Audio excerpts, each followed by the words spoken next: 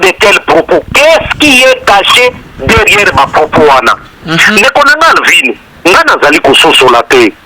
Est-ce que lenga lobia na lingano basonika futa? Parce qu'on sait très bien que ba lien, ba relation zala kante mari mafia muna sonika futa. Général.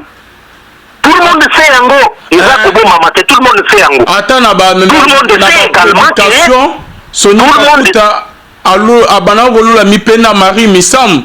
Ça c'est ce qu'on avait dit. Ça c'est ce qu'on avait dit. Ça c'est ce qu'on avait dit. Il fallait qu'on vérifie, mais les propos ont été déformés. Les propos ont été déformés d'après ce que Ngana Yoka Kiyango. Mais on sait qu'il y avait des relations où Yobango Mibale Bazala Kinango. Pour éviter ce qui est ma relation Nengeni. Les autres qui ma relation personnelle, Bango Mokone Bakoki ko définir Yango. Ça on sait. Pour éviter les choses qui avaient des liens. Il y a Makas, il y a fraternité, il y a la fraternité entre Moïse Ndiye et Marie Missam. Ils ont chanté même ensemble. Ils s'appréciaient mutuellement. Tout ça on fait. Alors, est-ce que Yedeniles voudrait-il qu'on ridiculise des bangos? Il y a un autre qui va éviter que Marie Missam Mazana Mobali. Aboté na pasteur. Pasteur à moi entre Pongabi na foire na katwa. Entre Pongabi donc c'est le wala ti. C'est le te Pongabi. Na Pongabi. Ti to glisser c'est le comité na première iti na suka. To keti na fikina na katwa. Aba l'habitude le so qu'on a 15 ans. Na matanga ngaya me ayagite ana poto. Mon pasteur na Marie Missam. Bien sûr. Marie Missam le bela été à la que ça répète. Azo consigne na habité. Mais à la ligue. De tels propos, qu'est-ce qui est caché derrière ma propos wana? Ne konanga alvini, ngana zali kusosola te. Est-ce que lenga lobia na lingano basonika futa? Parce qu'on sait très bien que ba lien, ba relation zala kante mari mafia muna sonika futa. Général.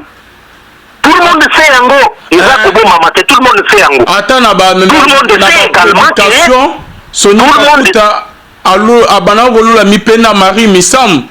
Ça c'est ce qu'on avait dit. Ça c'est ce qu'on avait dit. Ça c'est ce qu'on avait dit. Il fallait qu'on vérifie, mais les propos ont été déformés. Les propos ont été déformés d'après ce que Ngana Yoka Kiyango. Mais on sait qu'il y avait des relations où Yobango Mibale Bazala Kinango. Pour éviter ce qui est ma relation Nengeni. Les autres qui ma relation personnelle, Bango Mokone Bakoki ko définir Yango. Ça on sait. Pour éviter les choses qui avaient des liens. Il y a Makas, il y a fraternité, il y a la fraternité entre Moïse Ndiye et Marie Missam. Ils ont chanté même ensemble. Ils s'appréciaient mutuellement. Tout ça on fait. Alors, est-ce que Yedeniles voudrait-il qu'on ridiculise des bangos? Voilà, Bonzambe, na Bonzambe. Lola ezofuta simana to ya koloba kenzamba boto quoi les sous finalement ça zo sera biso un grand merci na bande konyon to ba soutenir biso. Là je vois les pasteurs Fezamisia la bouche autorisée de l'Éternel depuis Zurich. Donc topé sur mbote papa na moni filomo ko ya motema ya bivense domo depuis Londres pe na maman Gisèle Lukelo motema papa Emmanuel et na Boston maman mami nzamba lola amonona papa Blaise Mbunga na Suisse. Bonzambe Yesu nde mosuki si bien aimé dans le Seigneur. Toujours na cadre ko informer bino. L'émission OK bo c'est pas rien que la vérité bien aimé. Minga kolobezate. Toujours ça là analyse ngana bino bien aimé. Mais tout l'annonce que la régie va nous proposer. Et on se retrouve tout juste après. Il y a un autre qui va éviter que Marie Missam Mazana Mobali. Aboté na pasteur. Pasteur à moi entre Pongabi na foire na katwa. Entre Pongabi donc c'est le wala ti. C'est le te Pongabi. Na Pongabi. Ti to glisser c'est le comité na première iti na suka. To keti na fikina na katwa. Aba l'habitude le so qu'on a 15 ans. Na matanga ngaya me ayagite ana poto. Mon pasteur na Marie Missam. Bien sûr. Marie Missam le bela été à la que ça répète. Azo consigne na habité. Mais à la ligue. Waouh. C'est pas possible. Là, les prophètes Denis les bien-aimés. N'a pas dire les prophètes à l'objet que Oya Tikabiso, la servante de l'Éternel. Oya Saïd Anzambe bien-aimé. Que Abota. Denis les salobien. Abota moi en cachette. Abota moi na mobile. Abota na pasteur moko. Alobi ko bana pongabi.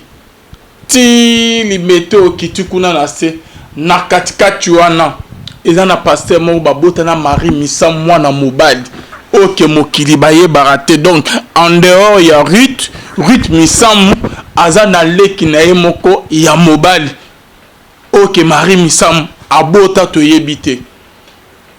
Qu'est-ce qui se passe au juste na makama ki bonzambe? Non, la zone di maté que Mme Denis laisse à l'objet ya solo. Ce qui est réellement que Mme Denis laisse à l'objet ya solo, c'est que Mme ya bonzamon et bébé ou commencé Marie Missam abala quitté. Je me souviens encore na émission moto, c'est la dernière émission avant que Akoufa annonçait qu'il y balanaï. Ce qui n'a soi-disant de comment koboye na autant en commun mais et ya ko salamate. Qu'est-ce qui se passe?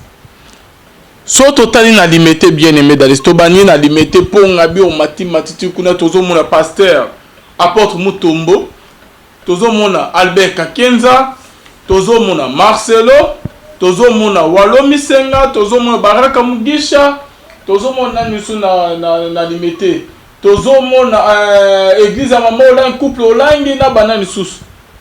Tozo mona Moïse Mbiye, tozo mona pasteur Soni Kafuta. Mais n'a pas pasteur nyonso wana bien aimé dans le Seigneur, mokile yebi, pe biso to yebi ba o bazale qui plus proche ya Marie Missam bazara deux pasteurs. Et da pasteur Soni Kafuta to pe na Moïse Mbiye bien aimé. Ils ont tout le monde bazo kutana, bazo solola, bazo kina robeta na Moïse basala voir même na clip. Bazale qui plus proche. Ceux qui ont tout ça analyse na bien et mais non ko lande la maloba Denis les salobi.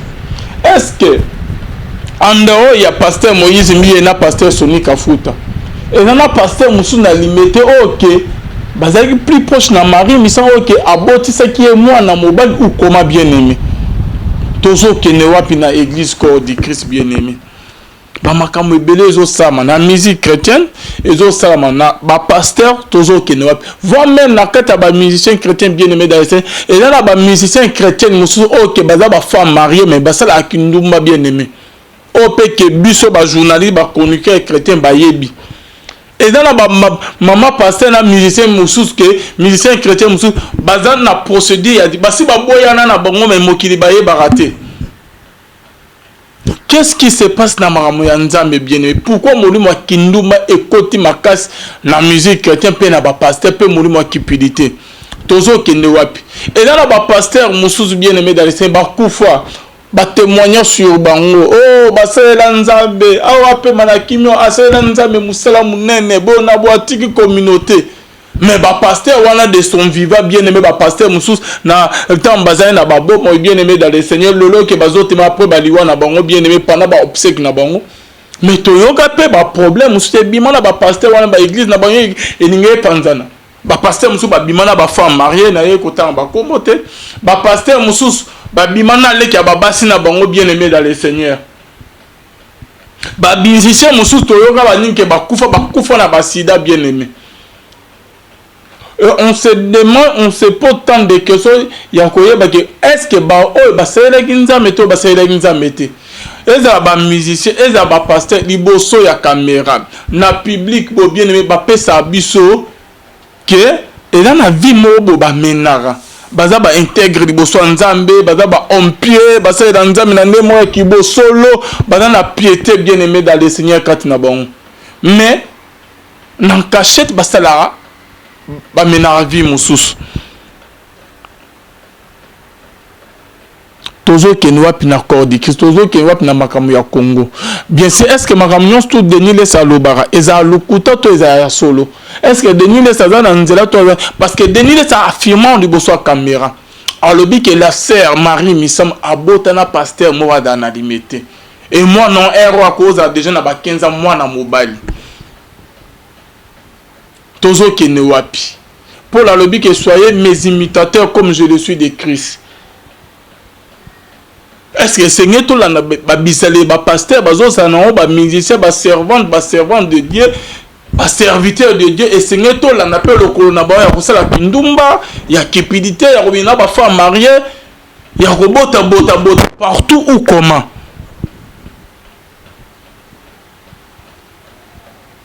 tozo qui ne va bien aimé dans le Seigneur. Quand on a Congo, tu as un pasteur, tu as un pasteur, tu as un sida. Tu as un pasteur, tu as un sida. Tu as un pasteur, tu as une femme mariée. Tu as un pasteur, c'est comme si tu as un Congo bien aimé dans le Seigneur. Pasteur, moi, à cause de l'intègre du bosso et Nzambazate.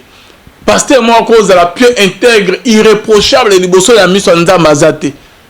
Ba pasteur, ba musicien et le kokobomba et taka moduma kinduma et kobo bien aimé dans le Seigneur. Na cupidité tozo ke wat na mama kibonzambe bazana kombo ya nzambe na mnome na mitema na bango bazana nzambe te mitema na bango musika ya nzambe ndenge Jésus azoyebisa na bayokoli na ye na ba disciple na ye faites ce qu'ils vous disent mais ne faites pas ce qu'ils font bien aimé. Donc bazote ya biso liloba ya nzambe bazo la biso nzela ya nzambe mais bango moko bien aimé dans le Seigneur bazo vivre en accord na lilobo bazote ya biso te bien aimé bazali na deux vies. Donc bazana deux vies bien aimé dans le Seigneur bazana vie mo publique bazana na vie mususu privée. Donc makambo bazote ya biso bazo la honte bazana deux vies. Vie mon public, autoyebe, baron que beau sang tout, attends mon robanza, pas la peine à vie mon sous, il y a privé bien aimé dans le Seigneur. Oh, ils allaient différentes lignes de l'autre bien aimé. Bazo te abiso lilo bayanza, mais bazo tcha lilo bayanza, mais en pratique te bien aimé. Bazo yemba, bazo te abiso, mais bazo tambour na kobanga nzambe te, ezala en élévation ou comment. Tout le but est que le pasteur n'y a pas de rien. Et là, le pasteur n'a pas de mais plus pas le pasteur bien aimé et belé pasteur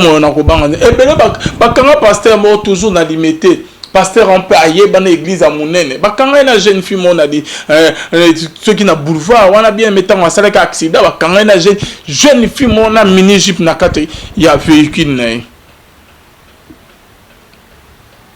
tozo ke wab na ba pasteur na surtout ba o ba yebani ba o les pasteurs qui sont connus o ba musiciens o qui sont connus bien aimés dans le Seigneur bazana nzambe te ebele bazota mona ko banga nzambe te ceux qui ke ba o yo ke bazota mona ko banga bagoza la 2 to 3 ans na Congo ba o ba yebana ebele bazota mona ko banga te molimo kinduma kati na ba molimo escroquerie ya cupidité kati na ba mais liboso il y a caméra, liboso, il y a église, en public, vraiment ce sont les pharisiens et les scribes bien aimés dans le Seigneur. N'a pas affirmé comme Denis les salobité, mais et déranger est-ce que comme Denis les salobité, a la preuve? Est-ce que là on est ko pousser Denis les tal les kaka liboso caméra la mouke pas aya ko bimisa ba vérité to lukuta o a lobby que non Marie misa ma bota en cachette azana moi na mobile error abotana pasteur moi à cause na ba 15 à 14 ans bien aimé. Marie a balade est-ce que ba sentege ma c'est Marie ba sentara eka azwa grâce mika aboteki ka pe na hôpital nini bien aimé Marie akina ko botela. Ah wana kini to na poto. Tant azwaki zem yango bien aimé dans le Seigneur abandaka ko vana na ndako ou comment. Est-ce que ba musicien ne bazala ko courant? Est-ce que famille ne ba yebaki ou comment? Tu ezaka ke lo mo yete tobo ma secret mokile yebate tozo ke na wapi na ba pasteur ya Congo bien aimé ba pasteur na ba musicien o ke ebele bazali authentique bien aimé dans le Seigneur bazali ba hypocrite bazotambola kobanga nzambe te. Qu'est-ce qui se passe? Église ya Congo eza ya kotengama. Tokende wapi tokosuka wapi? Problème edera. Est-ce que makambo prophète Denis Lesalobi eza ya solo to ya lokuta? Est-ce qu'il y a solo Marie Missam vraiment réellement Marie Missam abota? Est-ce que réellement Marie Missam ba sentaye et pas pasteur babota na pasteur abomba Ruth Missam azali na lek ou pas? Bien aimé dans les Seigneurs et déranger biso makas tantôt la ni vidéo ndenge pe bino bomoni tozo kine wapi? Confusion totale. Mokil to monia na kate église to monia na mokil. Na ba musicien na ba pasteur to mona ke ba donc ceux qui azote azo yembela nzambe azote ozo mona ngeti avana na nzambe na ndaku nae. Mais ebele bakanga ba ona ba secrétaire na ba ona ba bureau na bango bien aimé dans les Seigneurs. Na yebite tozo kina mais to me ko benga juge kakabeya to me un peu reso na e concernant ba propos ba dire ya prophète Denis Les oya le but na Marie Missam o katika biso que son âme repose en paix. Famille na ba lobini ba affirmer que eloko Denis Les alobi eza ya solo to ya lokota. Ba proche ne ba musicien est-ce que bazola na biso ba ko affirmer biso to ko démentir makambu Denis Les alobi ou comment? Eza lokuta to eza ya solo. Ceux qui eza ya solo tozo kine wapi? Ceux qui eza lokuta Denis Les a sali en pour gagner nini bien aimé dans les Seigneurs. Bino mo boto la na vidéo ya Denis Les ndenga lobi. Bonzambe na bonzambe Yesu nde musuki si bien aimé, les mal ne triomphe jamais. Tozo benga jujika to mekempe ko so anaye concernant likam oyo ya Marie Missam bien aimé dans les Seigneurs abota que pasteur Asentaye que abota na mwana mobile au juste tozo eza ya solo to ya lokuta to me yana ko yoka jujika oyo banana ba musicien depuis kala to me yana ko yoka ye allo kabeya ndeko na ngai ozali en direct na ngana zo point de vue no concernant makambo oyo que Denis Les to to lexa vidéo na oyo azoloba quoi parce que bino oza kulut na musalo yamba bango nyonso to réaction no ezani pour na makambo na code kisna ba dire ya Denis Les concernant Marie Missam. Bon, en tout cas, nayebi pensate, ngai na nandi aussi avec beaucoup de tristesse. Mais eloko nde naza komituna. Que cache ma propos wana? Est-ce que ezali koluka ko ridiculiser ma sœur Marie Missam ou azali chouchouté asi akufa to ko ridiculiser ma homme de Dieu wana? C'est ça la question nga naza komituna. Parce que comme baba ateni ba propos wana ndenge ba humilia ki na matanga ya apôtre Mbiye. Donc Sonic afuta na mutombo kalombo baboya ko lekisa liboso ya kotiela Moïse Mbiye batikiye à partir quand ya wanda asilika kumo poata alobi ke Marie abota na pasteur moko ko bana ponga bina limete. Bon, ko banda ponga bina limete tiwa alobiti suki na ba alobika ko banga e bande ya limete na ponga bimata na katikati wana na pasteur moko Marie Missam abota nae mwana nkache mwana ada mwana mobali okebiti ero akoza na ba 15 ndenga lobito uti pe ko tia kutu vidéo na e. Mais yango nga nazali kotuna pourquoi parler de la sœur Marie alors que sœur Marie azali sous kasi akufa? Pourquoi ko parler na ye? On aurait pu dire au Binisa Bilokwa. Maintenant qu'elle n'est plus là, pourquoi Kotanga Kombo n'est pas Makambouan? Ou peut-on tout simplement pour ridiculiser un serviteur, tout un serviteur de Dieu, l'église de réveil? Pourquoi de tels propos? Qu'est-ce qui est caché derrière ma propos? Ne connaissons pas ville. Ngana zali kososo la paix. Est-ce que l'enga l'obirana l'ingano basonika futa? Parce qu'on sait très bien que les liens, la relation, quand Marie m'a fait mon Sonika foot, général. Tout le monde sait en gros, tout le monde sait en gros. Attends, tout le monde sait également que Sonika Futa, allo, abana volu la mipena Marie Missam. Ça c'est ce qu'on avait dit. Ça c'est ce qu'on avait dit. Ça, c'est ce qu'on avait dit. Il fallait qu'on vérifie, mais les propos ont été déformés. Les propos ont été déformés d'après ce que Ngana Yoka Kiyango. Mais on sait qu'il y avait des relations. Oyo bango mibale bazalaki nango toyebi te soki ezalaki barelation ndenge nini ezalaki barelation personnelle bango moko nde bakoki kodéfinir yango oza komona ça on sait toyebi mpe lisusu qu'il y avait des liens ya makasi ya fraternité na batisi kaka fraternité entre Moïse Ndiye na Marie Misamba ils ont chanté même ensemble ozomona ils s'appréciaient mutuellement oza komona tout ça on sait ndenge ezalaki koleka wana alors est-ce que Yedeniles voudrait-il qu'on ridiculise des bangos? Veut-il parler de quelqu'un d'autre? Alinga natanga nani? Kangeza. Apôtre Mouto Mokalomo. Parce qu'il parle de limiter kuna. Donc ce n'est pas clair. Limiter Jijika. Naba pasteur il y a limité. Tomoni Marcelo, apôtre Mouto Mobaka Kenza, Baraka Mugisha, Walomi Senga, Nani. Mais naba pasteur il y a limité Nyonsoana. Il y a que deux pasteurs qui plus rapprochés dans Marie Missa qui coopérer ma casse pasteur celui qui a foutu na Moïse Mbiye. Wana et Monanaki. Marie Azalaki tout le temps effectivement Azalaki koyemba kuna. Tout le temps elle était invitée ma fille de Sarah qui n'est que tout na ma fille de Sarah ba koyebisa yo. Et même et pas il y a Moïse Mbiye bayembaki ensemble ils s'appréciaient mutuellement. Donc très bien. Alors Deniles voudrait-il koloba et yaki kwa butir na makamwana en tout cas yemoko ameka ko éclaircir biso to alingi ko batsesu ba kombo mususu oyo ya yebi na sima to batankeza to batu misusu mais eloko nga nalingi ko ba na likambo de na ndekwalvi omoni na église de réveil makambo eza kolekeza kosala malamu te tout à fait eza kosala malamu te rôle ya ba ministère na Ephésiens 4:11 ezali ya koédifier ozomona soki otangi na Ephésiens 4 kobanda 11 ti na 16 natangelo ata 12 kaka pamba ozomona role na bango nabandi ata na 11 il a donné les uns comme apôtres les autres les uns comme apôtres les autres comme prophètes les autres comme évangélistes les autres comme pasteurs et docteurs 12 pour le perfectionnement des saints en vue de l'œuvre du ministère et de l'édification du corps du Christ, jusqu'à ce que nous sommes tous parvenus à l'unité de la foi et de la connaissance de Dieu, à l'état d'homme fait à la mesure de la Christ, na suke yo place one. Osoma rôle ezali koloba te oyo ezali koloba mawana. Ndeko na nga vini. Ngai na senga kande.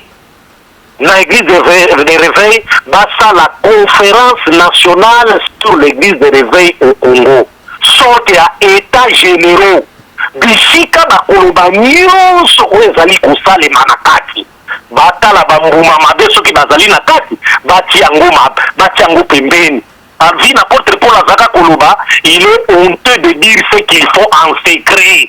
Ezali malamu te Koloba, ezali Koloba, na kuku. Ozomona eza soni ya kolobango. Lorsque bakomi koloba makambo ba serviteur de dépôt lebo, ezali malamu te. Apôtre Paul apesi conseil na titre. Ayebisi malamu. Soko tali yango na titre 3. Okomona apôtre Paul abeti 7 na 10, alobi éloigné des trois. Après un premier et un second avertissement, c'est lui qui provoque des divisions. Sachant qu'un tel homme de cette espèce est perverti et qu'il pêche en se condamnant lui-même. Na conférence ou na état généraux wana et sengeli va discuter autour nango. Ndeko na vile pona kusukisa. Ngai naza contre telenge Deniles aza koloba. Mais loko nga naza kolobela ye. Deniles aloba mabe eza kosala ma église de réveil. Mais aloba mabe ya batute. Nuance ezali efika wana. Quand lui parle de mabe ya bato bakosala l'église de réveil, aza ko détruire na ye moko. Alvin rappelle-toi le kosala kana yo na voix céleste. Pona makambo akomela. Rappelle-toi. Serviteur moko de Dieu azaka na poto moko na Kinshasa. Ngana za komela vin na ngai bango nyonso bakondana kingai. Tosala quand même un débat na pauvre de baba. Évangile apôtre de baba. Kaka na makambo akomela oyo. oza komona bango balite moto akomela te na Saint-Esprit oyebi ke ntango esilaki paster moko ya poto abenganga alobi papa makambo ozolo bana oza na raison bango nyonso bamelaka awa bango nyonso bamelaka baza na bavin baza na abenganga apres deba wana alobi baza na babavaria bamelaka na bango papa oza na raison ozomona ce qui se fait en secret. Donc lui doit dénoncer le mal et non pas koloba mabe ya batu en citant bakomona batu bakufa. Là il agit mal, il agit vraiment très mal. Et ça comme ça la propriété, ça pour ridiculiser na yemoko. Il doit éviter ça. Il doit prendre la condamner mabe. Couper sa solution. Vous voyez, Alvin, quand vous parlez les Kambomoko ezali ko marché, il faut couper sa proposition. Quelles sont les solutions kasi? Basa la nini kasi? Puisque Koufibou, alors pour faire fait quoi et continuer dans Nenga Malam, que doit-on faire? C'est un serviteur de Dieu, il doit le faire. Tout le monde, il n'a pas de Bible, il n'a pas de verset, il parle toujours, non, sur Kakandengwana. Tout le monde les a comme ça, la mabete. Tout le monde n'est pas contre ce qu'il dit, mais ce qu'il dit, il ne sait pas les cadrer, à son cadré en côté. C'est-à-dire, il s'attaque, il dénonce l'individu. Et tout le monde, quand s'attaque à l'individu, il y a le bas mabé, so sale manakati. Mais ne t'attaque pas d'individu. C'est complètement ridicule. Ce qui a fait continuer comme ça, et ça, c'est un secret, non, Gigi Kakabeya. Mais justement, ce qui a dit comme ça, en secret, il faut les convoquer, mon cher ami. Dans la commission de discipline, et ça, c'est qui est très grave, l'église de réveil. On a interpellé directement le prophète de Dokamba. Parce que moi, je le connais. Je l'interpelle directement. Il faut commission de discipline. Tout serviteur de qui va à l'écart. Vous convoquez. Jésus-Christ, c'est le dans Matthieu 18. Vous avez mon conseil, m'a dit, alors que tu es mon cotomi balé. Ce que vous considérez le coup la paillette, il y a une église de réveil. Beaucoup de serviteurs de Dieu qu'il faut considérer comme des païens. Il faut les chasser d'église. Il faut qu'on chasse bango. Ce qu'on met en haut, parce que ça, c'est continuer à ridiculiser les gens. Vous voyez comment ils sont incapables de consangana na bango nyonso basala état généraux l'église de réveil au Congo basangani et puis balobi ngai na zambu mama beao ndenga porte pour la salaki na acte 20 il a convoqué tout le monde mais fait pierre bela ki bango ba moko ba na kati na bino awo ba kubenda batu ba musuba uta libanda ba kopanta bino dodo kamba ese kapara kosala ngo soni kafuta ese kapara kosala ngo albert kakier ese kapara kosala ngo alors c'est quoi le problème qu'il y a là-bas allez moko na bango sakana na bango parce qu'ils ne sont pas suffisamment intelligents pour comprendre qu'il y a déjà un danger ici dans Katinabis. Il y a une grammaire, quelque chose de ça pour Bédissadis. Qu'est-ce que nous devons faire? Rassemblons-nous. Même les pharisiens, les sadducéens, se sont rassemblés les tribus. Rassemblons-nous pour convoquer, pour juger. Et puis tout bon. Parce que là, les gens qui ne sont que des malamoutés. Non, ils se complairent, ils sont incapables d'agir. Et c'est le problème.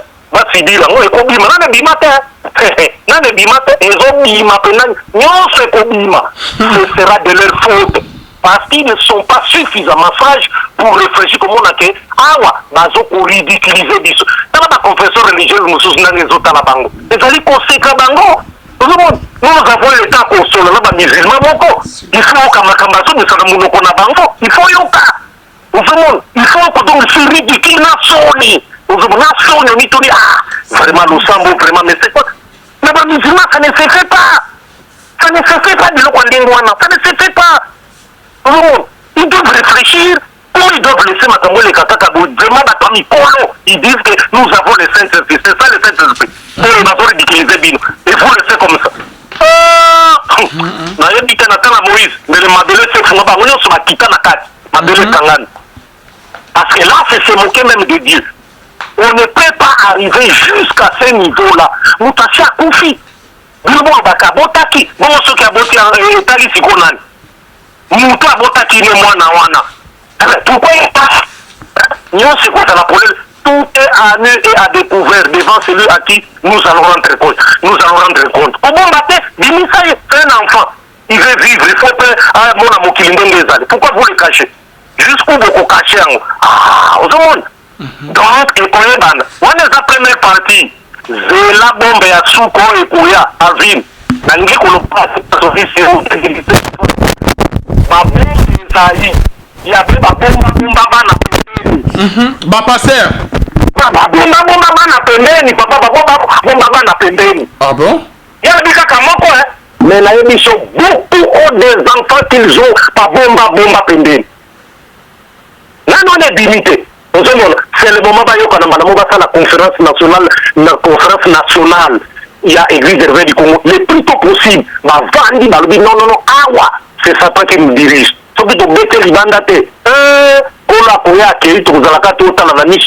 Pour comprendre ma camboute. C'est le moment qu'il faut balamouk. Si on le laisse seulement continuer quand on dévoiler kakabo. Na yébité.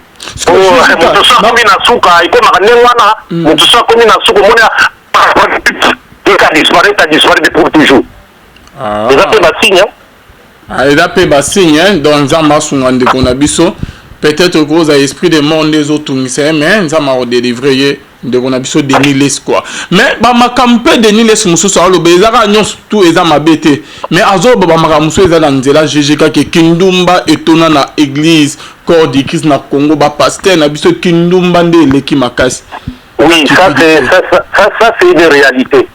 Ça c'est une réalité parce que il va piétiner Pierre Nyang au monde. Tant que la vérité de la vérité, et voilà maintenant les conséquences. Moko a commis ce qu'on pour bénir ça va secret au monde, un proche au monde. Donc c'est comme Judas qui va prendre Christ et pas la famille. C'est pratiquement ce qui se répète au monde. C'est pratiquement ce qui se répète. Alors qu'il devait être prudent dans le monde. N'a pas acte basali composé. N'a pas propos basali composé na maluba na bango. Parce que Moutakousam dit ça maselo maluba na par tes paroles, tu seras condamné, par tes paroles, tu seras justifié. Alors il faut éviter qu'on dise ça, ça. Sinon, maluba na est collier yo. C'est pas pour être ma commune, on dit 7 fois. Avant qu'on dise ça malou, réfléchir. Namozino, avant qu'on fasse la déclaration Missous. Sinon, la déclaration est pour rattraper tôt ou tard. Et qu'on a déjà trop tard. Alors il faut éviter ça. Il faut éviter ça. Mais dans ce monde, comme si, c'est comme inévitable. Et Bimakaka, papa, et Bimakaka. Mais qui nous pas ma pasteur, tu vois, mais là-bas, mission chrétien, Jésus Kagabi. Et Bimakaka, nous c'est Bimakaka, on est dans le domaine de la Sobina Lubela, papa, et on connaît le comme nous.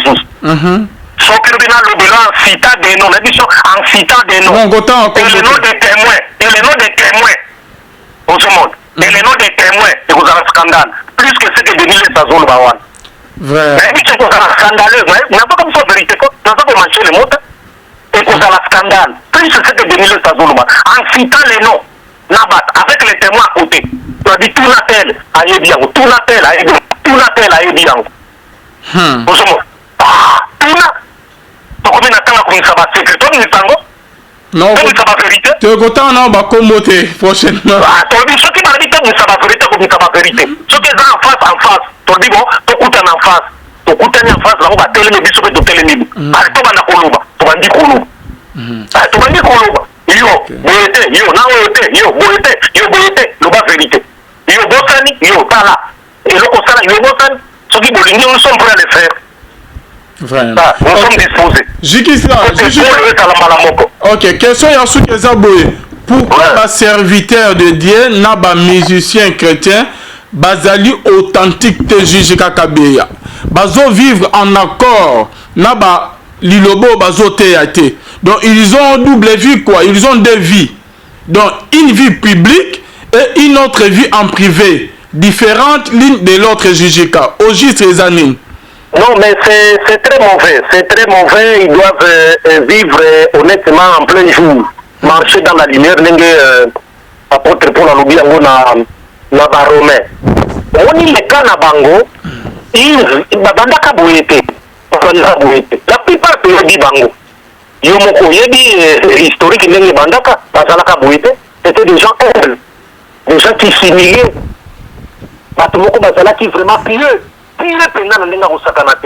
Mais quand lorsqu'ils ont commencé à gagner l'argent, Mbongo et Komi Kokota, Nisu na bango ba relation et Komi Belé, ba préféré donc aux relation na bana basi ozoma le problème na bango ikomaki dès que kaka bakomaki na succès bakomaki koyebana partout à travers le monde entier na ba prédication na banzembo na bango ba relation komaki ebele na bana basi nike na bana mibali okende kokutana ne boye aza occupé okende kokuta na koyamba ote bakomi ko renvoyer ba rendez-vous mais pour na ba faire wana koyamba facilement ozomona voilà eloko memi bango voilà eloko bungisi bango voilà yango wana de ça sont dénoncé yango ils se sont laissés piéger ba piéger ki bango batala ki soki kondima na bango ezali fondé vraiment na liloba na nzambe est-ce que batelemi mpena na moboko ya solo baza na fondement ya solo to bazaka za makolo ezaka d'argile ils se sont fait attraper voilà donc lelo babandaki bien ndenge ye apôtre mpo bina galate boza okima malamu me bino etelemisi bino bobandaki bien bobandi bien na molimo bosuki na nzoto mpo na nini eux-mêmes ils savent succès na mbongo ndeko esi baministère chrétien nyonso ozomona wana baki obata masima kozala pasteur nde bakanisi nde solution ok babatama kaka. Merci beaucoup Jijika Kabea. Merci Mario Pendeko. Ok, là c'était Jijika Kulutu, merci beaucoup. Merci na bande sto bazo landa biso. En tout cas, les cambo bien aimés dans les signes et déranger biso makasi. Tokomi wapi na mokila lelo makam deni lesa zolo ba prophète eza nanzela to eza nanzela te eza ya solo to eza ya solo te bien aimé et ce qui eza ya solo bien aimé mokili ekomi wapi tozo kende wapi bien aimé dans les seigneurs. Donc confusion totale bien aimé na ba auto tozo ka ba honnête ke ba modèle bien aimé bazo saba makam na bien aimé nasima ba misusu bien aimé ya nasima liwa ya ba misu ba makam ebele ebima eza ba pasteur eza ba musicien ba secret ebele e batama bien aimé pe ebima oh pasteur wana bota bo atika bana bo abima na femme mariée écoute église ngeye panzana ya onde ekomaki na niveau ke batele poison oh abima na leki moi sinaye e bo na bo oh communauté ngeye panzana ba réalité eza ya mingi na église à Congo na corps de Christ ya Congo pe na kataba musicien bien aimé dans les seigneurs bazo mener deux vies bazana deux vies bien aimé vie moko en cachette vie moko ok bazo mener privé na vie ok bazo la qui sa public quoi bazana deux vies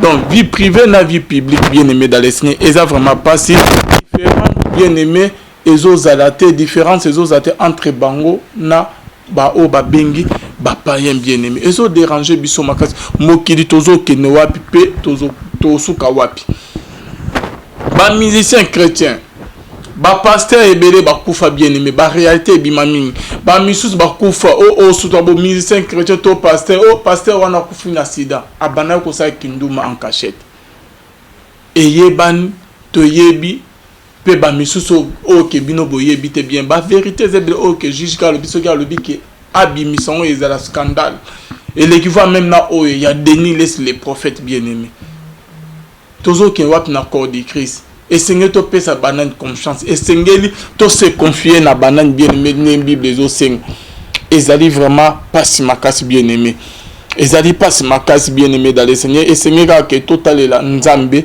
ya lola bien-aimé dans les seigneurs. Merci na ba o balanda biso, merci na ba o ba benga biso na émission analyse o to ko sala bien-aimé dans les seigneurs affirmer eloko mon côté bien-aimé dans les seigneurs juste ko sala analyse concernant ba propos ya prophète Denis Les o ya lobi que Marie misa mabota na mwana mo en cachette adana 15 mois na mobali tozo kene wapi to suka wapi di solo et suka te prochainement to ya mabandeko ba musicien ya Marie misam to mikempe ko landela to yamba ba famille ya Marie to mikempe est-ce que makam Denis Les le beza ya solo to ya lukuta. Merci na bino nyosto bolanda biso bonzambe na bonzambe lola ezo futa simana to ya koloba kenza to quoi qu'on se trouve à la prochaine.